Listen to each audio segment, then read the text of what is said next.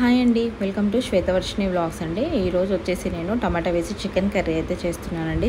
చాలా యమ్మీగా వచ్చింది. మీరు కూడా ట్రై చేయండి. ఎవరైతే బిగినర్స్ ఉన్నారో వాళ్ళు సింపుల్గా చేసుకునే విధంగా అయితే రెసిపీ ఉందండి.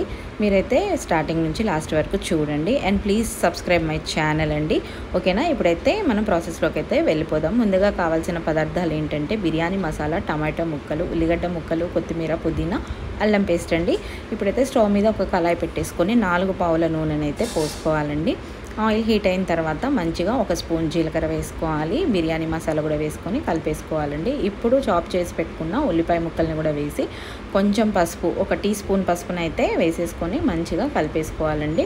ఉల్లిపాయ ముక్కలు మగ్గినాయి అన్న తర్వాత మనం కట్ చేసి పెట్టుకున్న టమాటా ముక్కల్ని కూడా దీంట్లో యాడ్ చేసుకోవాలండి.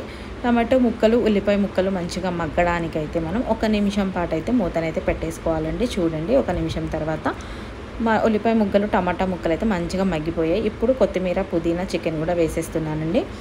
మనం ఉల్లిపాయ ముక్కలు, టమాటా ముక్కలు చికెన్కి మంచిగా పట్టే విధంగా 1-2 నిమిషాల పాటు మంచిగా కలిపేసుకోవాలండి. ఇలా కలిపేటప్పుడు ఏమవుతుందంటే చికెన్లో ఉండే వాటర్ అంతా బయటకు వచ్చేస్తుంది.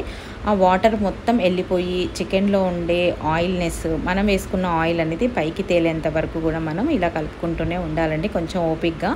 అప్పుడే టేస్ట్ అనేది చాలా బాగుంటుంది. చూడండి, ఇప్పుడైతే నేను కలుపుతూనే ఉన్నాను. వాటర్ చూసారా, చికెన్లోంచి వాటర్ అయితే వస్తున్నాయండి. చూడండి, ఇలా కలుపుతూ ఉన్న టైంలోనే వాటర్ అంతా వెళ్ళిపోయి మంచిగా చికెన్లో ఉన్న ఆయిల్, నెక్స్ట్ మనం వేసిన ఆయిల్ కూడా మంచిగా కర్రీలో మనకైతే తెలుస్తుంది. ముక్కలు కూడా చూసారా మంచిగా ఫ్రై అయిపోయాయి ఆయిల్లోనే.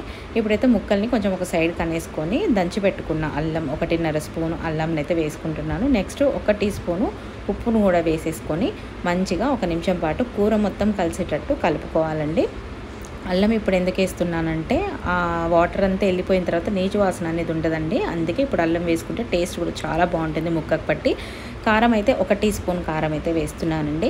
కిలో చికెన్ అన్నావు కదక్క, 1 టీ స్పూన్ కారం అని అనుకోకండి. ఆ కారం అయితే కరెక్ట్గా సరిపోతుంది, ఎందుకంటే అది స్పైసీ కారం.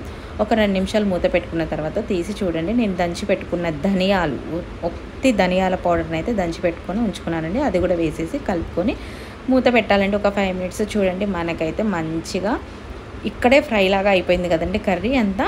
కానీ మనకి చికెన్ బాగా ఉడికి తినాలి కాబట్టి నేనైతే ఒక 2 గ్లాసుల వాటర్ని అయితే పోసుకున్నానండి. చూడండి, ఇప్పుడు మూత అయితే పెట్టేసుకొని ఒక 5 మినిట్స్ హై కాదు, లో కాదు, మీడియం ఫ్లేమ్లో పెట్టుకొని మంచిగా మనమైతే ఉడికించుకోవాలి. చూస్తున్నారు కదా, ఇలా థిక్నెస్ గ్రేవీ లాగా వస్తుందన్నమాట. ఎవరికైనా పులుసులాగా కావాలి అనుకున్న వాళ్ళైతే గినక ఆయిల్లోనే ఇంకొంచెం సేపు చికెన్ని ఫ్రై చేసేసుకొని అప్పుడు మనకి ఎంత వాటర్ కావాలో అంత పోసేసుకొని మనకి క్వాంటిటీ తెలుస్తుంది కదండి, థిక్నెస్ అంతవరకు వచ్చేంతవరకు ఉంచుకొని పులుసులాగా దింపేసుకోవచ్చు. నేనైతే నైట్ టైం చేస్తున్నానండి ఇది, సో గ్రేవీ లాగా సరిపోతుందని చెప్పేసి ఇలా అయితే చేస్తున్నాను. కర్రీ అయితే అయిపోయిందండి. ఇప్పుడైతే సర్వ్ చేసి మీకు చూపిస్తున్నాను. చూడండి, చాలా టేస్టీగా వచ్చింది. చాలా సింపుల్ ప్రాసెస్లో చెప్పానండి, ఎవరైనా ఈజీగా వండేసుకోవచ్చు. ఓకేనండి, థ్యాంక్ యూ ఫర్ వాచింగ్.